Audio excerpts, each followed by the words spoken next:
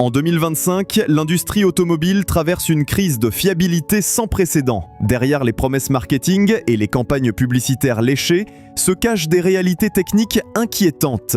Rappels d'urgence, défaillances logicielles, décotes vertigineuses et coûts d'entretien explosifs deviennent la nouvelle réalité. Cette analyse passe au crible les 10 marques automobiles qu'un acheteur éclairé devrait éviter cette année, avec des faits précis, des données chiffrées et une analyse technique implacable. Cette liste résulte d'une analyse rigoureuse basée sur les rappels officiels, les enquêtes de fiabilité internationales, les données de marché et les rapports d'incidents. Car oui, acheter une voiture en 2025 nécessite plus de vigilance que jamais. Les constructeurs, pris dans l'étau des normes européennes et de la transition électrique forcée, multiplient les raccourcis technologiques aux conséquences désastreuses pour les consommateurs. Tesla ouvre cette liste noire et pour cause. La marque d'Elon Musk, jadis symbole d'innovation, accumule les déboires techniques et commerciaux. Les chiffres parlent d'eux-mêmes. En Europe, les ventes Tesla ont chuté de 45% au premier semestre 2025,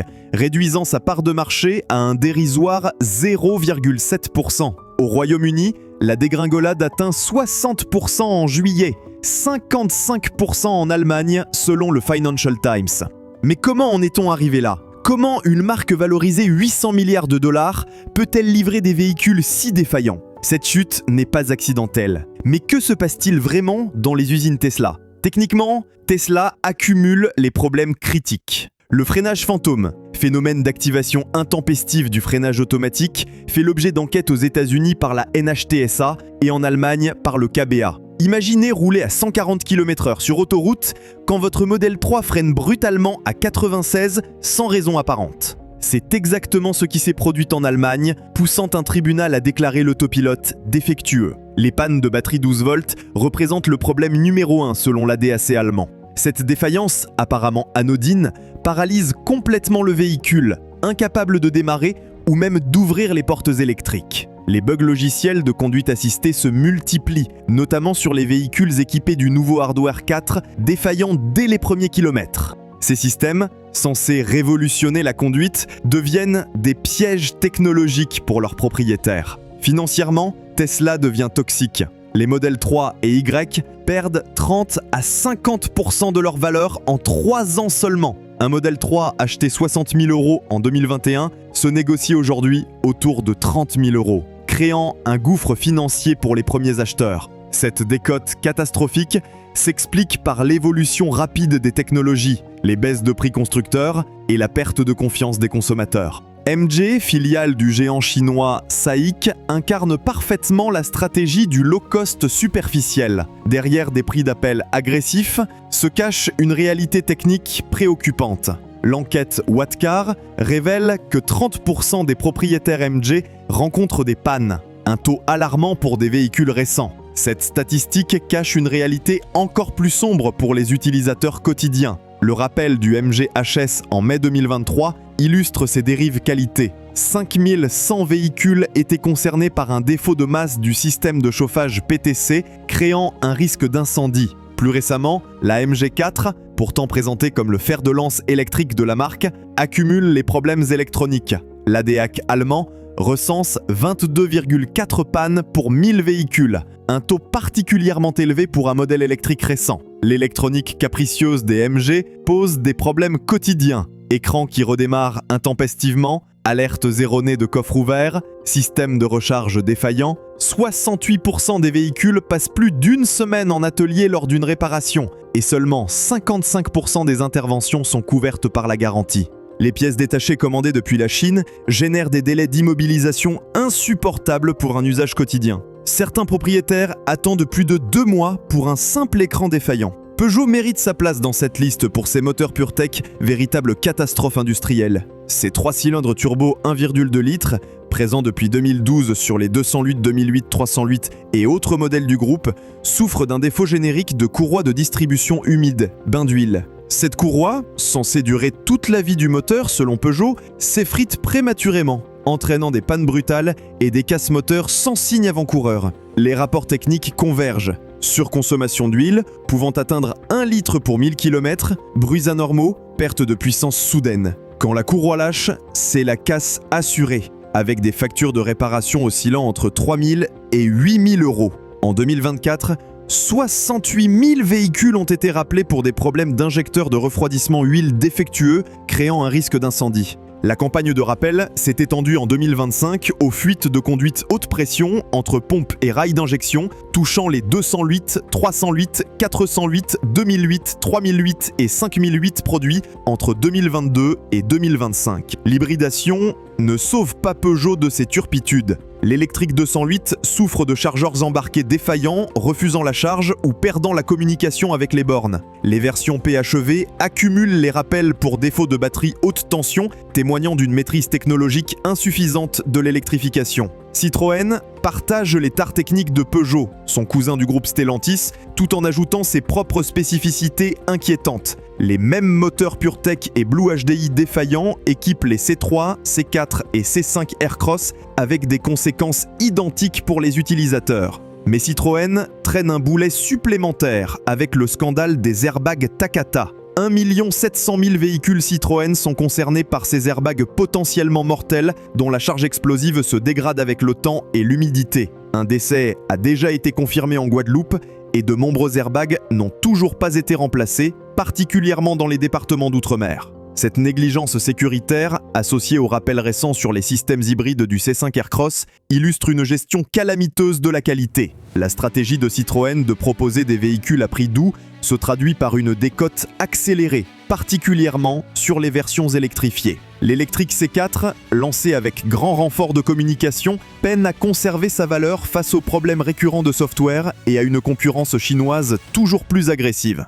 Renault, fleuron de l'industrie française, accumule les retraits forcés techniques qui ternissent son image. Le plus massif concerne les véhicules e-tech hybrides. 155 825 unités, rappelées pour défaut d'étanchéité de la boîte multimode. Cette boîte, pièce maîtresse du système hybride Renault, peut perdre son étanchéité et transformer votre véhicule en piège mortel sur autoroute. Les moteurs thermiques Renault ne sont pas épargnés. Le 1,2 TCE H5 FT, présent jusqu'en 2018, souffre de défauts de segmentation, provoquant une surconsommation d'huile massive, entre 40 000 et 80 000 km. Les propriétaires découvrent avec stupeur que leur moteur dévore littéralement son huile, plus d'1 litre aux 1000 km avant de rendre son dernier souffle. Cette défaillance, synonyme de casse moteur à court terme, transforme des véhicules récents en épaves mécaniques prématurées. L'électrification Renault pose également problème. La Zoé, fer de lance électrique du constructeur, a perdu 60% de sa valeur en 4 ans.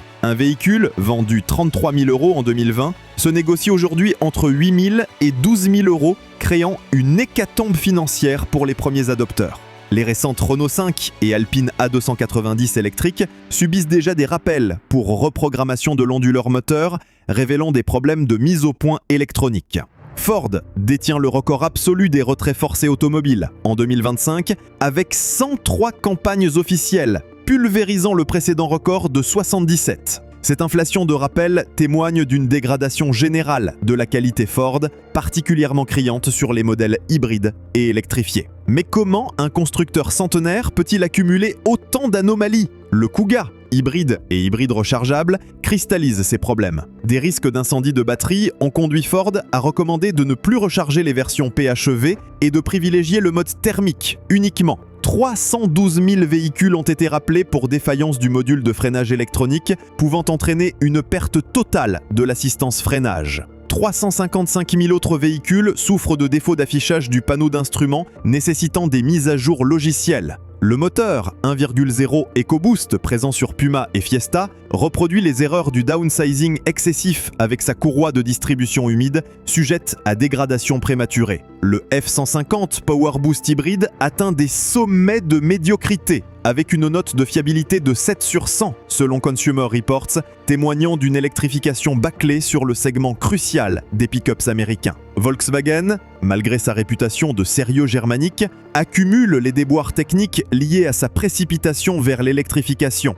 L'ID3, vitrine technologique du groupe, souffre de bugs logiciels persistants, affectant les systèmes de recharge AC et DC. Les rapports d'incidents documentent des sessions de charge interrompues, des communications défaillantes avec les bornes et des mises à jour over-the-air qui génèrent parfois plus de problèmes qu'elles n'en résolvent. L'ID4 et l'Audi Q4 e-tron, techniquement identiques, ont fait l'objet d'un rappel massif européen pour défaut logiciel de la boîte de vitesse électrique. Ce problème, révélateur des difficultés de Volkswagen à maîtriser l'électronique complexe, s'ajoute au cas documenté de freinage fantôme sur les systèmes d'aide à la conduite les plus récents. Le passif Dieselgate continue de peser sur l'image Volkswagen, d'autant que les coûts d'entretien des véhicules de la marque restent élevés. L'électrification précipitée, menée sous la contrainte réglementaire européenne, se traduit par des véhicules à la mise au point insuffisante, pénalisant les utilisateurs finaux. Audi, vitrine premium du groupe Volkswagen, n'échappe pas aux turpitudes techniques de sa maison mère.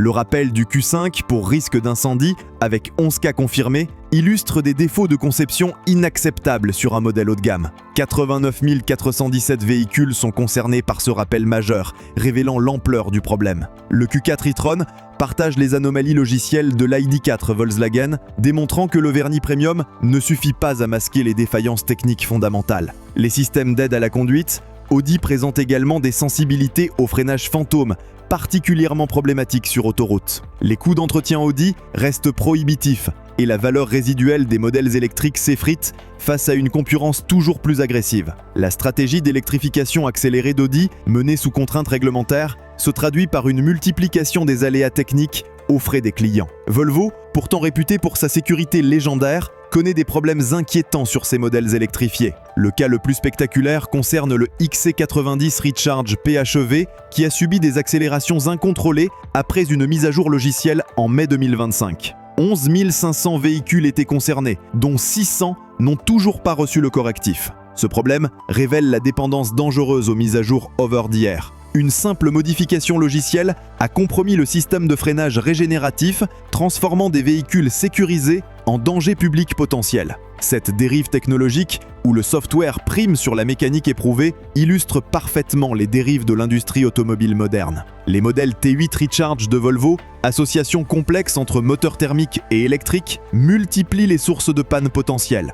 La sophistication technologique vendue comme un avantage devient un handicap quand les systèmes interagissent de manière imprévisible, particulièrement après les mises à jour logicielles. Hyundai clôt cette liste avec des antécédents particulièrement lourds sur les véhicules électriques. Le rappel massif du Kona électrique pour risque d'incendie des batteries LG reste dans toutes les mémoires. Tous les packs batteries des modèles 2019 à 2021 ont dû être remplacés, témoignant d'un défaut de conception majeur qui aurait pu avoir des conséquences dramatiques.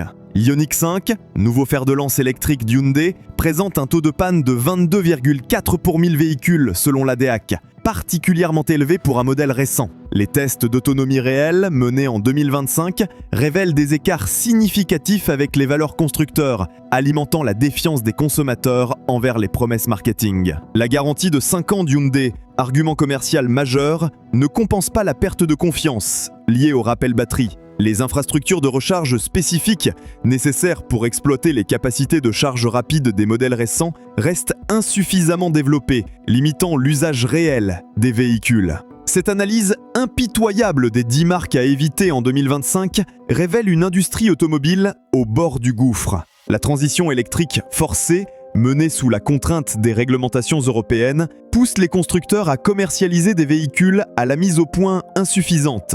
Le freinage fantôme, phénomène quasi inexistant il y a 5 ans, devient endémique sur les véhicules récents. Cette dérive s'explique par des systèmes d'aide à la conduite, calibrés à la hâte, privilégiant une prudence excessive à l'efficacité réelle. Les conséquences sont dramatiques. Freinage intempestif sur autoroute, collision par l'arrière, perte de confiance des conducteurs. L'électrification massive génère des problèmes inédits, mises à jour logicielles défaillantes, batteries qui s'embrasent, chargeurs qui ne communiquent plus avec les bornes. Ces défaillances, impensables sur une mécanique traditionnelle, prouvent que les constructeurs naviguent à vue dans la complexité technologique. Face à cette débâcle qualitative, l'acheteur éclairé de 2025 doit retrouver les fondamentaux de l'automobile, privilégier la simplicité mécanique, éviter les premières séries, exiger des preuves documentées de fiabilité, méfier des promesses technologiques non éprouvées. Les marques japonaises traditionnelles, Toyota en tête avec ses mécaniques éprouvées, redeviennent des références quand l'industrie européenne s'enlise dans la complexité technologique. Cette réalité technique implacable impose un retour aux fondamentaux pour l'acheteur 2025. Privilégier les mécaniques simples, éviter les premières séries, exiger des historiques de fiabilité documentés, se méfier des promesses technologiques non éprouvées. L'automobile redevient un achat technique, pas émotionnel, nécessitant expertise et vigilance pour éviter les pièges financiers et techniques qui jalonnent désormais le marché.